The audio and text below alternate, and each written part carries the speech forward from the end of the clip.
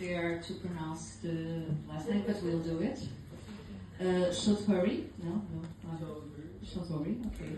But probably you all know all new Aracelis in the session in the morning. But Aracelis is a 24-year-old advocate, entrepreneur originally from Bangladesh, residing in Virginia, USA, and he was founded next in 2021 after facing victimization in the US as a college student.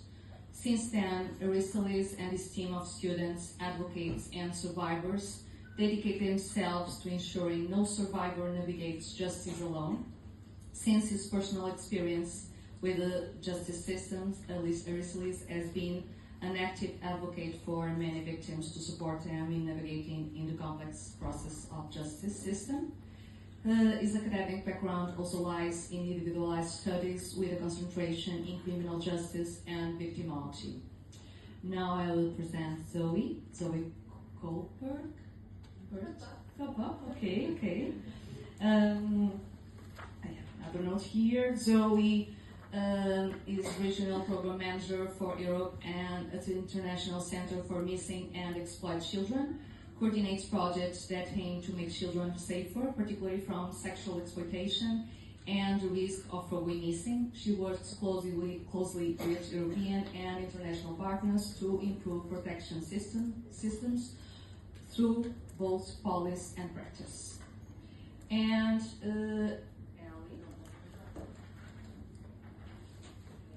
Ali Kiggins, last one, it's right here. Ali is Head of Crisis Management at the Security and Crisis Center by European Jewish Congress. Is that correct? Okay. Ali carries out training, provides exercises, and organizes conferences in crisis management to the Jewish community and other faith organizations in Europe.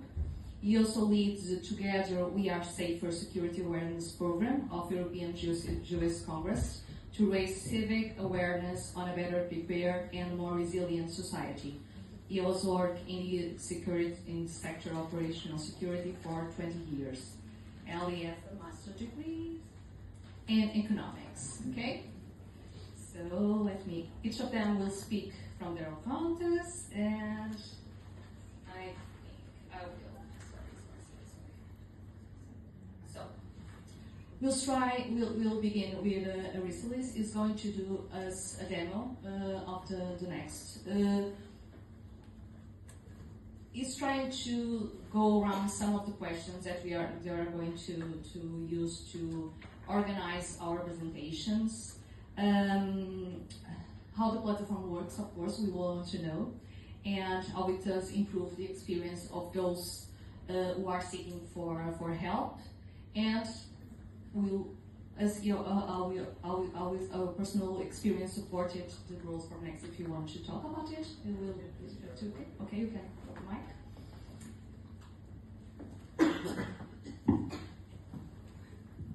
So I actually, NECX started from a personal experience that I had when I was early in college. We don't have to dive too deep into exactly what happened, but it was my first time in my life living away from family, living by myself, and something happened, and it was my first time ever having to call 911 in America and calling the police. I still remember that night. The reporting officer came by. He came and asked me all these questions, and I remember I was so worried of just everything that was happening at that very moment. I was so overwhelmed. And the officer came by. He asked me all these questions, and I'm a curious person, and so I watched him. He went back into his car and he started typing something out, and he came out of his car and he handed me a business card.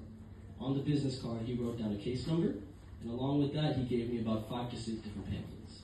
And said, hey, these are all the victim services that are available, and here's a non-emergency number with your case number, call them. And that's usually what happens, in a lot of places in the world right now when victims are calling 911 or they're trying to find out, about the justice system. When I went through the process myself, I remember that night going back to my apartment, sitting in my room, looking at all those different pamphlets, looking at 5, 6 different phone numbers, looking at the non-emergency number, not knowing where to start. I had no idea what questions should I be asking. Who am I supposed to be speaking to? What is the next step? What is it going to look like as I actually start asking for help? And so, identifying how difficult it is to navigate the criminal justice system I realized that it wasn't just me who's going through this, and there's so many people in this world that, really don't have the knowledge about the criminal justice system, just even the most foundational knowledge of it, right? Before I became a victim of a crime, I didn't even know that there were free victim services that were available for me.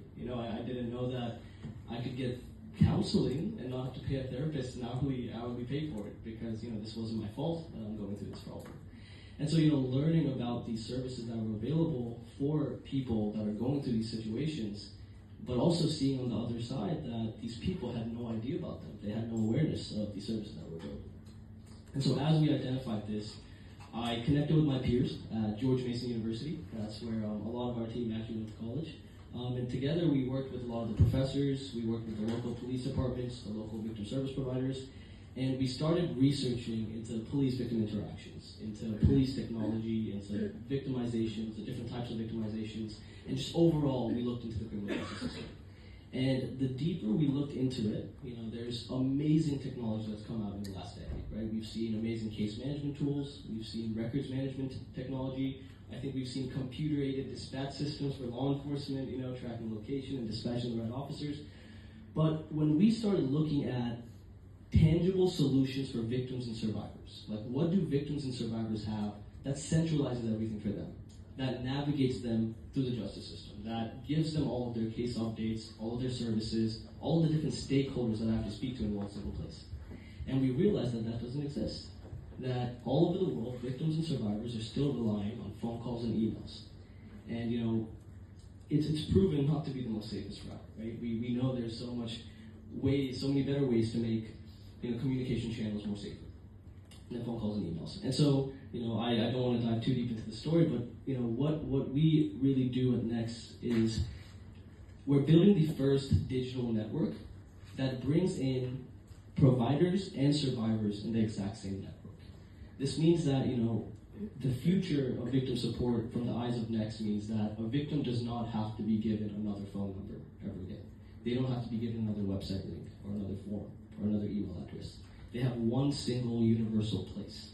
It's almost like, it's the accessibility of, in life when, for example, if you want to shop, you can go on Amazon, and no matter what you're looking for, it's Amazon's job to look through their network and find you the best price from the best provider that will get it to you the fastest.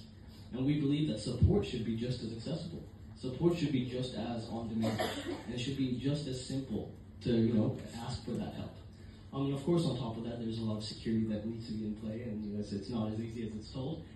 But it's that complicated process of figuring out the next steps, who to speak to, and just navigate the entire process is what we're trying to simplify. And when I initially started kind of getting into this space, I started doing a lot of the trainings myself. Because I remember telling my team, myself, I was like, if we're just gonna sit here and build technology for victim advocates, we might not get it right. So I think we need to go and learn what it means to be a victim advocate.